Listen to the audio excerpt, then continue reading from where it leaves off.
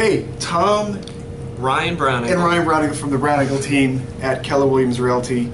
We're talking today about disclosures. This first disclosure that we're going to talk about is the property disclosure.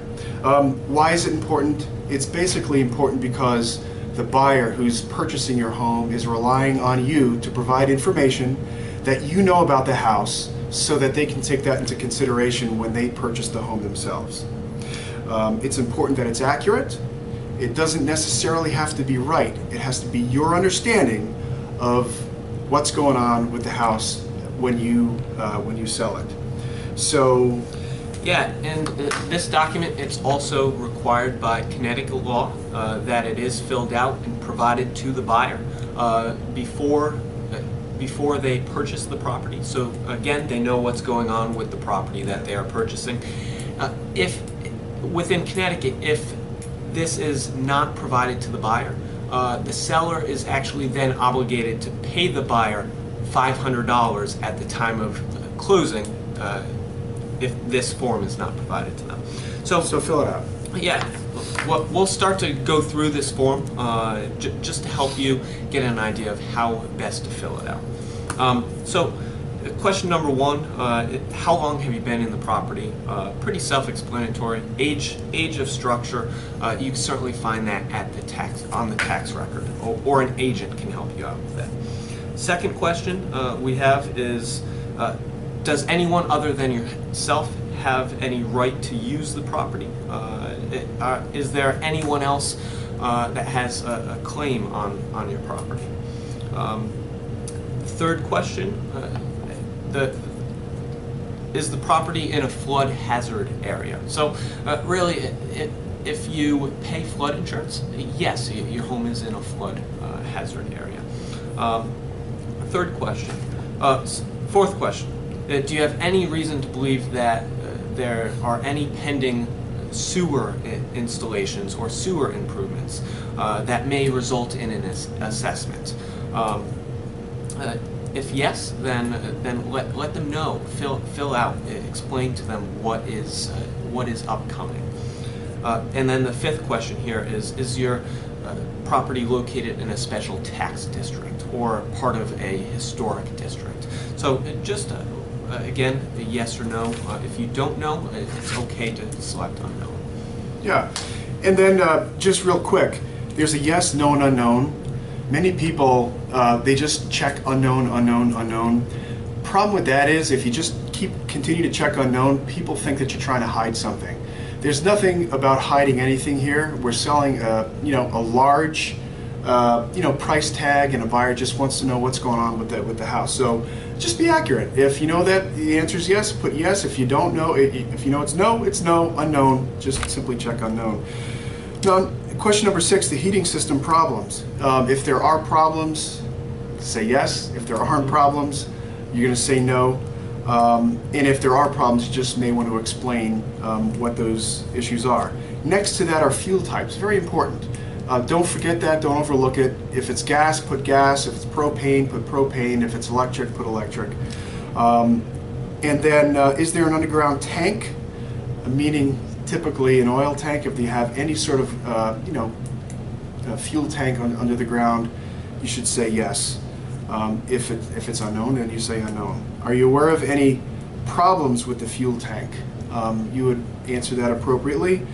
And then 6C is, during the time you have owned the property, has there ever been any underground storage located on the property? So other than gas, is there any other storage device that's under the property that you would need to disclose that you know about? Number 7, any hot water problems? Pretty self-explanatory, yes or no. Don't forget to include the type of hot water heater. Is it electric? Is it gas? Is it propane? Number 8, any plumbing system problems? Number 9, any sewage system problems? And again, if the answer is yes, then you might want to say, indicate yes and then explain what the problem was and whether or not it's been fixed. And then some information about the sewage system. If it's private, who services the company, the last date it was pumped, and how often do you do that? If it's public, is there a separate charge made for the sewer use? If that's yes or no, select those options. And if there's a separate charge, is it metered or is it a flat amount? And you would just indicate that as well. And so the rest of those questions are pretty self-explanatory. You should be able to get through them fine. We're going to hit to number 10, any air conditioning problems. You would indicate that as well. The type of air conditioning, is it central, is it window, is it other? Check that box. Number 11, electrical system problems. You would indicate that as well. Even meaning if a circuit breaker keeps tripping, every time I put a hair dryer on and the microwave oven is on and all the lights in the kitchen are on, just indicate that. Yep, under these conditions, this is what's going on. Are you aware of any problems with the well or domestic water quality, recovery, and/or pressure? Any issues with the water? You would just simply say yes and explain what the issue is and what you know about it. If it was a well, was the well water tested for contaminants? If yes, attach a copy of your results. If no, the answer is no. Are there any unpaid water charges? If yes, state that amount. Is there a separate expense for water usage? If yes, state if it's flat or metered, give the amount, and explain.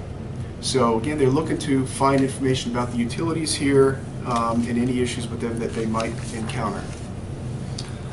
All right, moving on to 14, we have, are there any carbon monoxide or smoke detectors located on the dwelling? And if so, just let them know how many of each, and if there's any problems, just want to make sure that they're functioning properly. 15, are there any fire sprinkler system problems? If you have a fire sprinkler system, note if there's any issues. If not, then we certainly put that that's not applicable. On 16, any foundation slab problems or settling issues. If there's any cracks in your foundation, this is certainly the area to let the buyers know. Number 17, any basement water, seepage, dampness. Really fill that out, let them know if there's any water issues in your basement. Number 18, any sump pump problems if you have a sump pump. Let them know if it's not working properly. Number 19, are you aware of any roof leaks? Again, fill that out, and also important to let them know what type of roof you have and the age of the roof. Because the buyer's going to have to know that, certainly for when they're applying for their home insurance as well. 20, interior walls or ceiling problems, any cracks there that you're aware of. Number 21, exterior siding issues, any problems there. Again, asking a lot of problems, so I'll comb through this relatively quickly.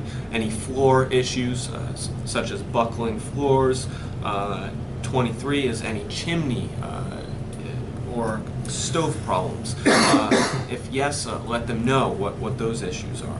24, the fire or smoke damage within the house. 25, any patio or deck issues.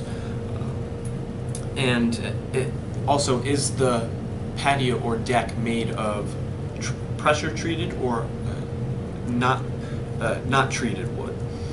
26, any driveway issues. 27 is termite or pest or rodent infestation problems that you're aware of. And then 28 is the home insulated. This one's a little tricky because you may not have pulled off the walls, but based off of your knowledge, is there any insulation, and where would that be located? 29, again, is there any rot or water damage issues within the home? And if yes, just explain that. Yeah, I always found that insulation question to be rather interesting, right? Because who's taking apart the wall? But sometimes if you see insulation in the attic, you could say, yeah, there's insulation in the attic. I saw it myself, and everything else is really an unknown. Yep. But I assume that there is. Any water drainage problems that you have in the house when you flush the toilet is, are there backup issues? If so, has it been cleared? I mean, and if it has been cleared and there aren't any issues, but there were, you're actually not even obligated to talk about that because there was a problem and you had it fixed and it went away. So, and that's pretty consistent throughout here. Are there asbestos-containing insulation or building materials present? So typically, if you are aware that there are, you would indicate that. If you're not aware, then you would more than likely say unknown. And if you know that there's not, you would say no. Is lead present in the house? Well, simply if it's before 1972 or 1976, one or the other. 76, I believe. 76. If your house is built, before certainly 1976, after 1976, then the answer is absolutely no, because it was illegal to build with those materials at that time. But if you don't know, then you'd say, unknown. If you know that's yes, then you answer yes, and no, you answer no.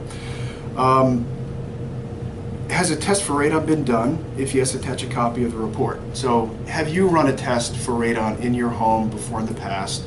And if so, indicate that. And then if you did, attach the report. If you did not, then you just say no. Does the property include any leased items? If yes, explain. Typically, if the water heater that you got from the water company, sometimes you don't have to buy them, you could lease them from the water company. Things like that. If the answer is yes, you'd say yes and indicate that, and if no, obviously no, and if it's unknown, you don't know. Is the property subject to any types of land use restrictions other than those contained within the property's chain of title or that of necessary to comply with the state laws or municipal zoning? So, does anybody else have any right to use your property, or is your property restricted in use in any way that you're aware of that we may want to communicate to the buyers interested in buying your property? And then number 37, is the property located in a common interest community? If yes, is it subject to any community or association dues or fees? So is it part of a community? Is it a condominium, for example? And are there fees tied to that? Just indicate that. And do you have any knowledge of prior or pending litigation, government, agency, or administrative actions, orders or liens on the property related to the release of any hazardous substance? If yes, explain. So again, I mean, if you're aware of anything like that, any hazardous substances that are buried and there are liens, and you have knowledge of that sort of thing going on with the house that passes with the title when you sell it, that we might want to communicate to the buyer, indicate it. And then, on the bottom of that page that we just ended after 38 is you're going to sign it and certify that everything that you just have indicated is true to the best of your knowledge. And then... yeah, on the last page, basically, this one is for the buyers. So nothing that you have to do with this page. It basically discloses to the buyers that they should still do an inspection, that this is everything to the best of your knowledge, but it's not necessarily 100% accurate, so it recommends that they do their due diligence and proceed with an inspection. So that is something that they will sign as well to let us know that they did receive the disclosures and that they have the option of proceeding with an inspection. Awesome. Well, that's a wrap. I hope that helped. If you're interested in selling your home, fill it out and call us with questions. 203-268-4994, extension 3. We'll be there to answer.